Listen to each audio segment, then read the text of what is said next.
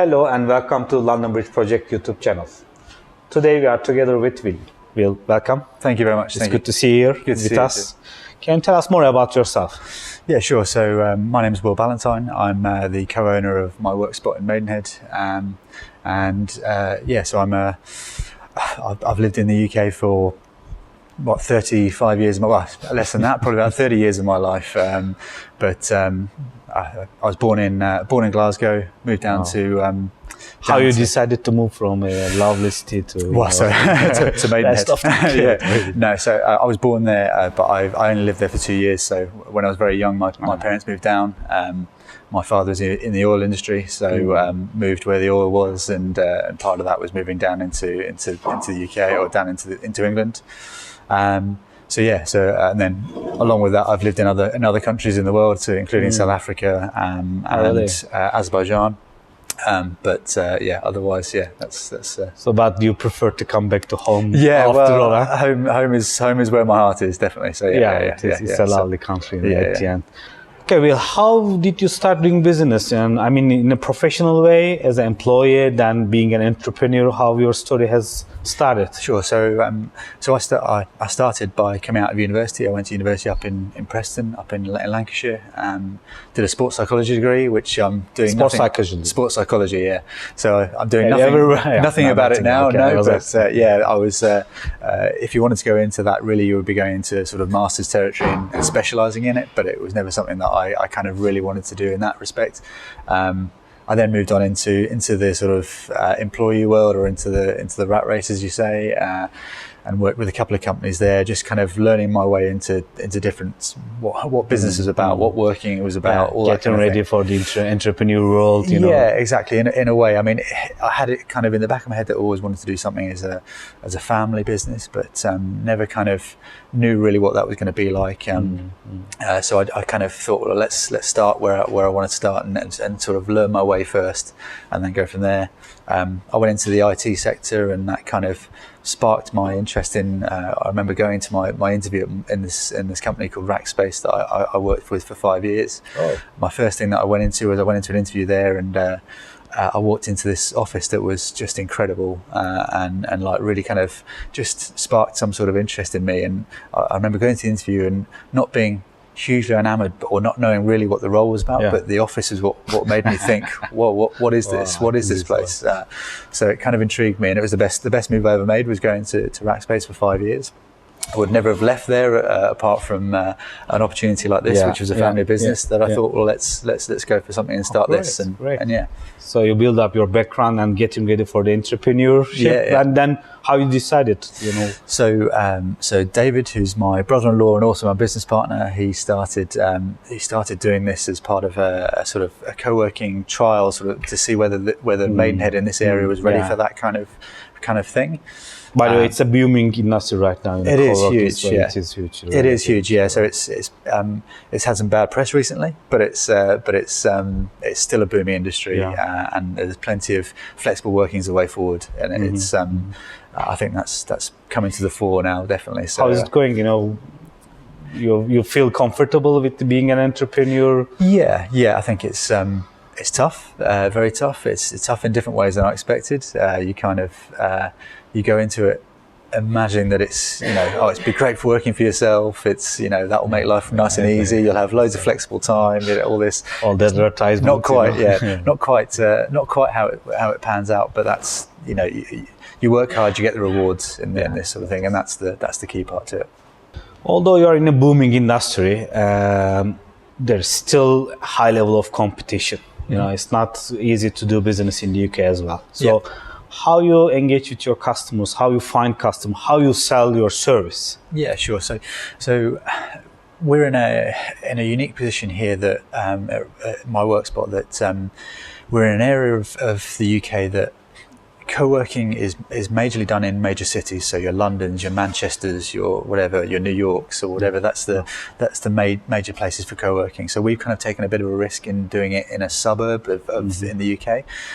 So what that comes with is less competition, for one. Yeah. So that's helped us a little bit, but also to engage with our customers and to make sure that people know about it. One thing that the challenge that comes with is that people don't know really what co-working is in this area. They're used to their they don't know what to expect. Yeah, exactly. They're used to traditional serviced offices, which is you walk in and you get your office space, but you don't have the kind of the community aspect around that. Whereas that's what we push from our side of things. We're big about trying to create a bit of a community and a business community that can work with each other, and that's our difference. So you are kind of building a profile and awareness at the same time. Yeah, exactly. You find your niche, being co-working in a suburban. Exactly, and I think that's the difference. Is what people are resonating with from our side of things is the difference that we provide is that community, that business hub that people can learn off each other and bounce off each other in terms of ideas, things like that. So it's kind of trying to the way that we pitch ourselves to our potential customers and our customers is that we're different compared to what you're normally used to. You know, we say that you will try and make some sort of meaningful connection whilst you're here. You'll meet people that you know you can do business with, but also learn from, all that kind of thing. And that's it's really highlighting our difference is what I think makes us is the way that we engage with our customers. Yeah.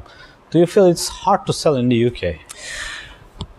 Yes and no. I think the difference with I know that some countries you find that it's very kind of the word's cliquey. You only do business with certain people that you know and things like that. Here, I think in the UK it's quite diverse. I don't think people don't kind of tend to stick with certain groups or certain things. It's quite easy to sell to a broad range. So it basically depends how good you are in your business and I think so, how you approach them. Yeah, I think it's just the message you put across is the right one. I think as long as I think people in the UK want a sort of trustworthy source. As long as they feel like you're being genuine, they'll understand that. If you come across as that way, then I think that's where you get your wins from. So Okay. So after all entrepreneur experiences, you achieve a great work here. We really admire your office, by the way. Thank you. Thank you for hosting us as well. Not at all. And, you have all the experience. So maybe you want to say more about, your suggestions, your recommendations when someone starting a business in the UK, might be in your industry or doesn't matter, another industry. So how they start, what challenges they are going to face. Sure. So I think what we did from our perspective was we started very small. So we even started with doing co-working days, as we say. So like every 2 weeks we were hosting co-working days that got people in just to see whether there was a market for it, whether there was something that people really wanted here. I mean, even if I look back at those co-working days now versus what we actually have here now, it's completely different to what that really looked like. But it gave you a sense of what was available, what people were looking for, all that kind of thing, talking to the right people. So I think if you start small, and we've gradually worked our way up. This is a 15,000 square foot office we've got here. We were in a 6,000 square foot office beforehand. So we've kind of done the step of starting with small days, working to a small office, then going into a bigger one. And so you keep it lean. Trying test to the market and I think the it's customer. The testing one's a big one because I think UK people can be quite unpredictable when it comes to some things. So you might have positive feedback in one sense, but you're not 100% sure still. So I think the more you test as you go through, the more you'll get ideas of how it will work and whether it will work. That's probably a key point. So what about the customer expectations, customer service level? I know it's very high in the UK. It's you need to give an excellent service. How you achieve that? What's your main theme about it? So I think it's getting to know people as much as you can. I mean, from our perspective, we're lucky in our perspective. We're a family business, but we try to get to know all of our customers. Part of our business here is growing that community. So we need to get to know our customers to help them grow that community within here and all that sort of things. And I think if that's one thing, it's to get to know your customer. I think is probably a good piece of advice. Understand what their wants and needs are if you can. I know there's certain businesses that you can't do that with. in ours, I think it's crucial, and I think the more we get to know people like yourselves or people like that are in our space, that we can understand them, we'll know what their needs and wants are, and try and adapt to those needs and wants as much as we can, and that's. Do you still see an opportunity to invest in your business, for newcomers? I don't know. I don't want to create a new competitor to you, but generally speaking. Yeah, not in Maidenhead. No, I'm joking. It's definitely, there's the future is flexible workspace, right? So there's more corporates now going into it. Corporates are leaving the sort of the uncertainty or the longevity of a flexible working, of a 10-year lease and all that kind of stuff. Like, I wouldn't say that's dead. It's not at all. It's definitely got a place, because for large companies that makes things more affordable, more kind of, you're not spending so much money if you're in a flexible if you're in a flexible workspace. And they don't want to have empty spaces as well. Exactly that. Yeah, exactly. They've got to think about how they're going to fill those spaces as well. So, and it's management of that space. You need a facilities team and all that, and that's what we're doing here. Is people can come in here, plug in, and get to work and focus on their business, rather than having to think about, how does my office space work here? How am I going to pay for this part of my office space? That's our job. The rest can. You are doing great. Congratulations. Thank you very much. Thank you. Thank you for being with us today, and thank you for all sharing the experiences and giving that information. My pleasure. Thank you very much for inviting me. Thank you for you to joining our channel and listening us. Hope to see you soon with our new interviews.